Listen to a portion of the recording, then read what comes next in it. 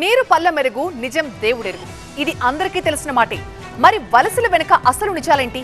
జవాబు సంగతి ఎలా ఉన్నా నీవు నేర్పిన విద్యే కదా అనే మాట మాత్రం పదే పదే ప్రతిధ్వనిస్తోంది. తెలంగాణలో రైతు సమస్యలు వలసలపై కొడవలు దూసింది తెలంగాణ సిపిఐ. కేసీఆర్ సహా బీఆర్ఎస్ నేతల వ్యాఖ్యలకి కౌంటర్ ఇచ్చారు ఎమ్మెల్యే కూనంనేని సాంబశివరావు.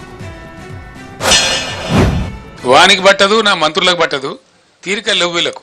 రాజకీయాల కోసం తీరికలున్నాయి కానీ ప్రజల అవసరాల కోసం తీరికలు లేవు. రైతు బంద్ చేయడానికి తీరిక లేదు. ఇందులో పెద్ద విజయం సాధించినట్టు, తోకమట కథ చేసినట్టు, అదేదో గొప్ప డంబాసారం అన్నట్టు, అదేదో వేస్ట్ పథకం అన్నట్టు వీళ్ళు ఇష్టారీతిగా మాట్లాడుకుంటా నేను మాట్లాడలేదండి.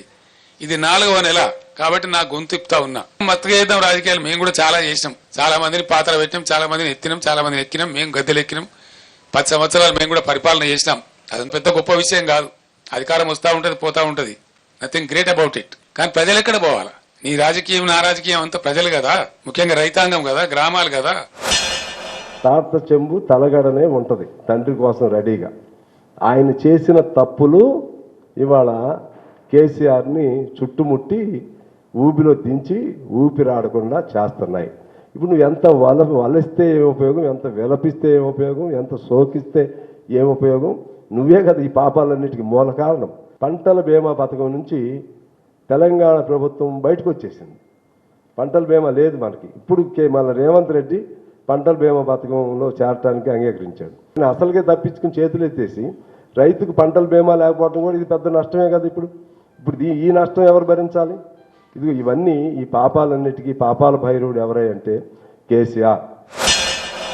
అంత పార్టీని మాకున్న ఒక ఎమ్మెల్యేని నువ్వు పట్టుకెళ్ళిపోయావే, ఒక ఎమ్మెల్యేని. అది మీ భాషలో చెప్పాలంటే ఆ పాపం తగిలిద్దా లేదా? మీకు పాపం తగలాలి కదా.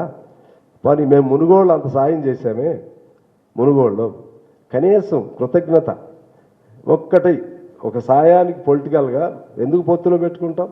దానికి ప్రతిఫలంగా ఎంతో కొంత రాజకీయ అండర్స్టాండింగ్ ఉండాలి కదా. అందరు మీకే చేయాలి, అందరూ నీకు సేవ చేయాలి, అందరూ నీ దగ్గర నీ పల్లకి మొయ్యాలి, నిన్ను భుజాలు అరిగేట్టుకు నిన్ను మోయాలి, నీ నుంచి ఎవడు దూరం కాకూడదు. ఈ విధంగా నువ్వు చేసిన పాపాలలో ఆ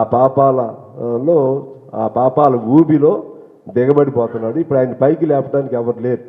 ఎందుకంటే ఆయన పార్టీ సెంటిమెంట్ మీద ఆధారపడిన పార్టీ. సెంటిమెంట్ పని అయిపోయింది.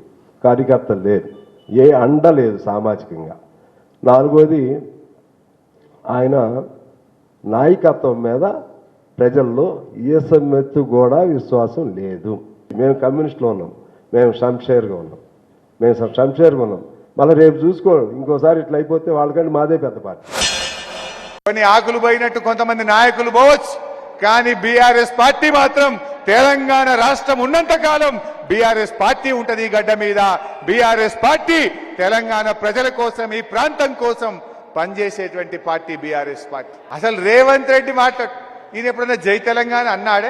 ఏ రోజన్నా అమరవీరుల స్తూపం దగ్గరకు పోయి 2 పువ్వులన్న పెట్టిన ముఖమానిది? నువ్వు తెలంగాణ మీద ప్రేమ నటించుడా? నీకు తెలంగాణ మీద ప్రేమ ఉన్నదా?